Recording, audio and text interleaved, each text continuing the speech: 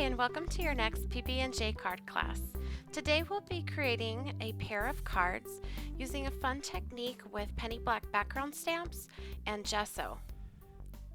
And here's a look at the stamps that we'll be using penny black blissful and edge to edge.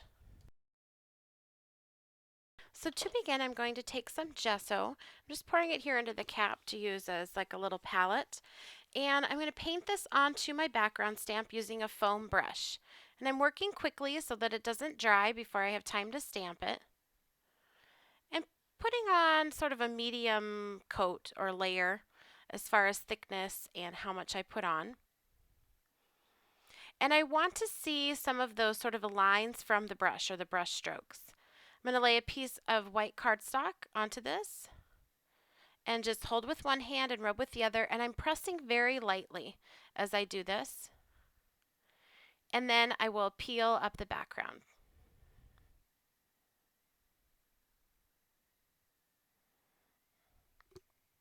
So once you've done that, you want to give that time to dry, and you can speed up the process using a heat gun. Now we're going to add distress ink over the top of that dried background. So I'm starting with crushed olive, and I'm using the applicator tool and a foam pad. And I'm just working that directly onto the paper, and you can see where the places that have gesso are resisting some of the ink, and then where there is no stamping, which on this stamp is actually the image, is taking more of that ink. And I'm just trying to kind of stay onto the leaves. So you can't see this, but I do have, I'm looking at the actual stamp to sort of help me see where the leaves and the stems are. If you go over a little bit into a flower, that's okay.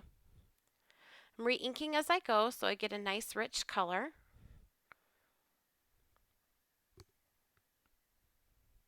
Now I'm going to take a damp baby wipe and just buff over the top of those areas that I've inked. And you can see where the stamping with the gesso resists that ink. But what I love is that it leaves just a little bit of a cloud of that green, or here as we go with our next color, on there. So it's not a perfect resist like you get with embossing. It's just a little bit different. So now this is spiced marmalade, and I'm going over the areas where the flowers are. And again, if I go over a little bit into the leaves, that's okay. And then I'm going to add a little bit of fired brick on top of that, just for some variation. Sort of using the side of that foam applicator tool so I don't get it all over, just more towards the center. I'm going to take that baby wipe and find a clean spot and just sort of buff over the top of that. And you'll see there again where that resists some of that ink. Now you could stop right here. This is a really soft look, but I'm going to add just a little bit more. So I'm taking a Faber-Castell Pitt Artist Pen, and I just realized here that I grabbed the wrong point. I grabbed the fine tip, so I'm just going to switch that out for the brush tip. And I'm just adding a touch more shading, so just coloring right on top, and then I'll sort of pat that with my finger to blend it. And this will also resist with the gesso if you catch it right away, but it is permanent once dry. So this is the second background, and I just thought I'd show you a different color variation. I am starting again with the crushed olive for the leaves. Same process as I did before on the other card, sort of starting off the edge using the side of that applicator tool to sort of control where I'm putting that ink.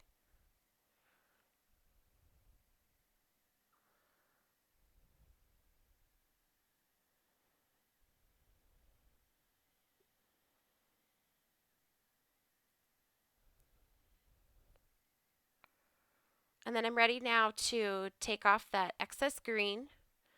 So I'm just, again, buffing that over with a damp baby wipe. Trying to sort of push it away from where the flowers are, because some of that ink then moves down into the flower area, and we don't want too much green there. Next color is Broken China. So again, now I'm going over the the flowers. And I do really like the look of the Broken China as it mixes a little bit with that crushed olive.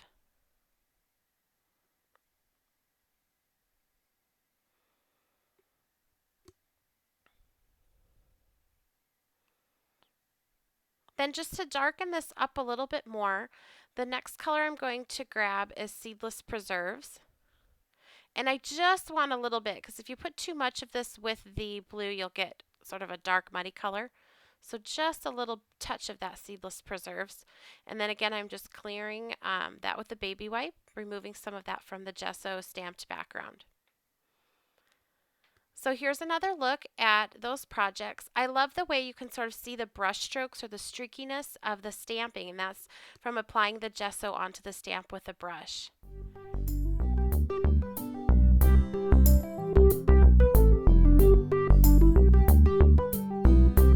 Thanks so much for watching. For details and more information, visit the Penny Black website, www.pennyblack.inc, and here's a list of all the supplies used.